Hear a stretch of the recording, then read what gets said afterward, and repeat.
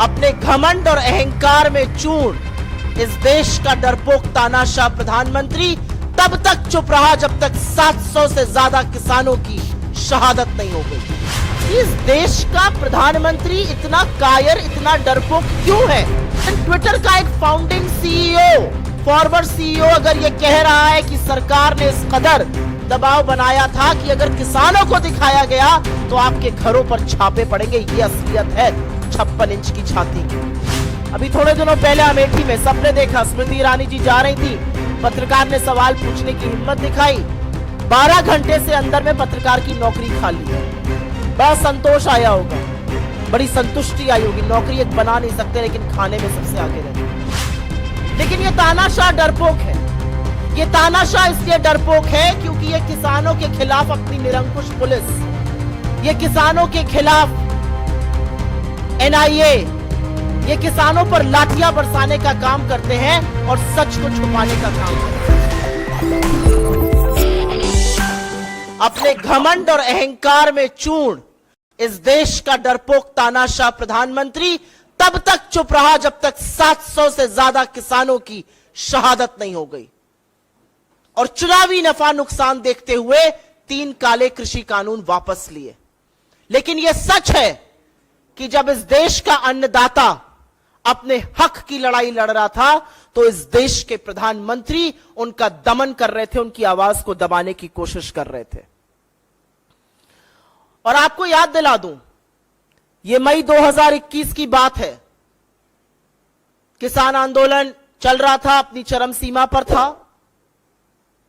और तब बीजेपी की फेक न्यूज फैक्ट्री, जो कि सही नाम है बीजेपी की आईटी सेल का, उनके कुछ बददिमाग प्रवक्ताओं और सांसदों ने एक मनगढ़ंत फर्जी ट्वीट किया था कोई तथाकथित टूल किट को लेकर।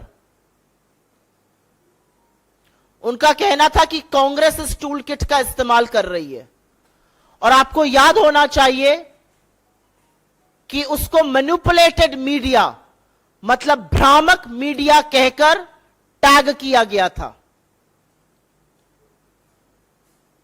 और आज वो असलियत सामने आ रही है कि उसके बाद क्या हुआ था। उसको भ्रामक मीडिया कहकर टैग किया गया था, और 24 मई 2021 को ट्विटर के ऑफिसेस पर छापा पड़ा, ट्विटर के एम्प्लॉइज के घर पर छापा पड़ा, और यह अब समझ में आता है कि किसान आंदोलन को दबाने के लिए किया गया था। मैं आपके साथ एक और डेटा साझा करूंगी, लेकिन उसके पहले एक ही सवाल है कि इस देश का प्रधानमंत्री इतना कायर, इतना डरपोक क्यों है? इस देश की सरकार, 140 करोड़ लोगों के इस देश की सरकार 21 साल की एक क्लाइमेट एक्टिविस्ट से डरती है, पॉप सिंगर रिहाना से डरती है, वो छोटी सी बच्ची ग्रेटा थनबर्ग से डरती है।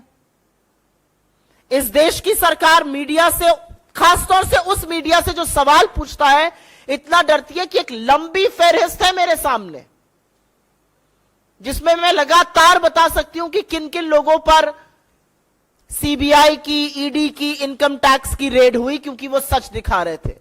अब चाहे वो भास्कर हो जो कोरोना काल का सच दिखा रहा था, चाहे वो न्यूज क्लिक हो, चाहे वो न्यूज लॉन्ड्री हो, चाहे वो भारत समाचार हो, चाहे वो वायर हो, चाहे वो क्विंट हो, चाहे वो प्रणॉय रॉय हो, चाहे वो तमाम ऐसे लोग जिन्होंने सच दिखाने की और सवाल पूछने की हिम्मत दिखाई, उनको रेड किया गया और ये चुप कराने की साजिशें रची गई। लेकिन क्योंकि हम ट्विटर की बात कर रहे हैं, आपके सामने एक आंकड़ा है और इसको भी मैं साझा कर दूंगी आपके साथ।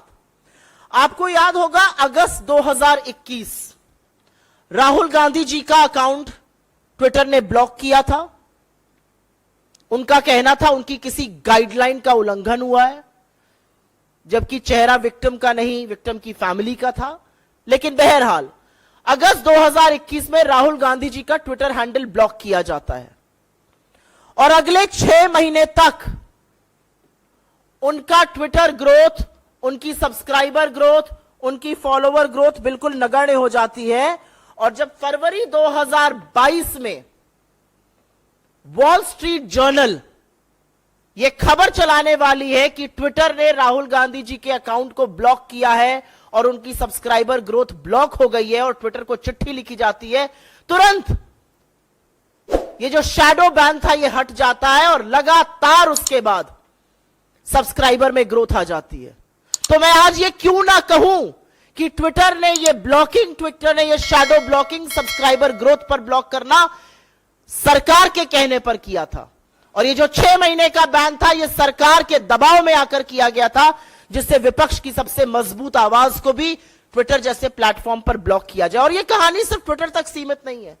हम सबको पता है कौन से पेज डिलीट होते हैं, हम सबको पता है किसके पोस्ट डिलीट कराए जाते हैं, फेसबुक से यूट्यूब पर किसको रिस्ट्रिक्शन करा जाता है, ये सर्वविदित है।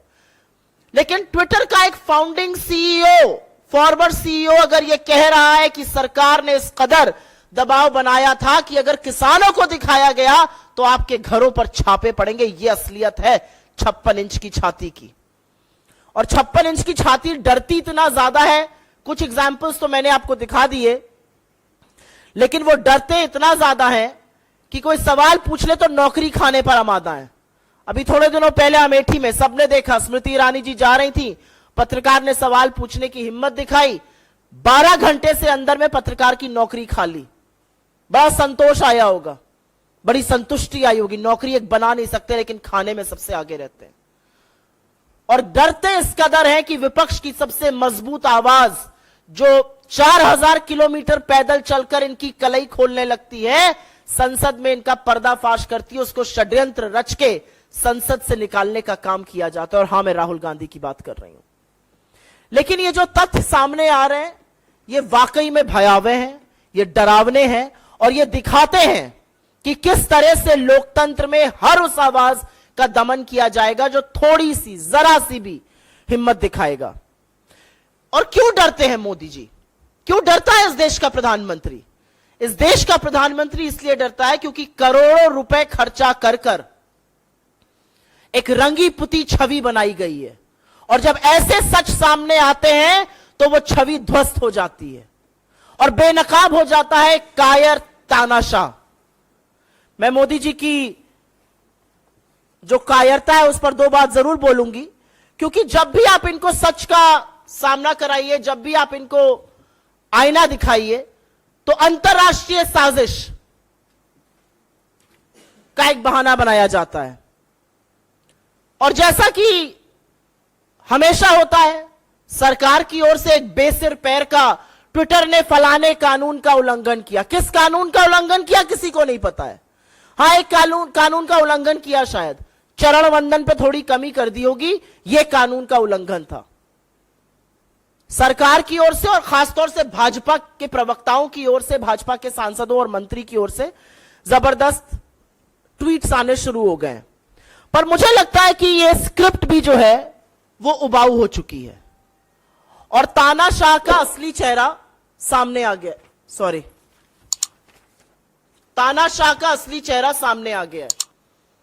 तानाशाह का मुझे लगता है अगर आप गूगल में डालिए तो शायद ये चेहरा सामने आता है। अब इनको पीछे करते हुए ये चेहरा सामने आने लगा है। लेकिन ये तानाशाह डरपोक है। ये तानाशाह इसलिए डरपोक है क्योंकि ये किसानों के खिलाफ अपनी निरंकुश पुलिस, ये किसानों के खिलाफ एनआईए, ये किसानों पर लाठियां बरसाने का काम करते हैं और सच को छुपाने का काम करते हैं। और वो सच बार बार उजागर होता है और आज सरकार को यह बताना है। और ये जो बेकार के तथ्य कहे जा रहे हैं कि वो झूठ बोल रहे हैं, आज जैक डॉर्सी को झूठ बोलने की क्या जरूरत है? उनको झूठ बोलने से क्या मिलेगा? क्या वो ट्विटर के सीईओ हैं? क्या वो ट्विटर के बोर्ड पर हैं? 2021 में वो सीईओ बनना बंद हो गए थे, 2022 मई से अगर मैं गलत नहीं हूं या मार्च से वो बोर्ड पर नहीं है। उनको क्या मिल रहा है ये सच उजागर कर कर? मुझे लगता है इस देश के लोकतंत्र को जो कमजोर करने की बात राहुल गांधी कहते हैं, इससे बड़ा प्रमाण दूसरा कोई नहीं है कि चुन चुन कर प्लेटफॉर्म्स को यह कहा जा रहा है कि असलियत मत दिखाइए, असलियत को छुपाओ, नहीं तो हम तुम्हारे ऊपर छापे मारेंगे, तुम्हारे दफ्तरों को बंद कर देंगे।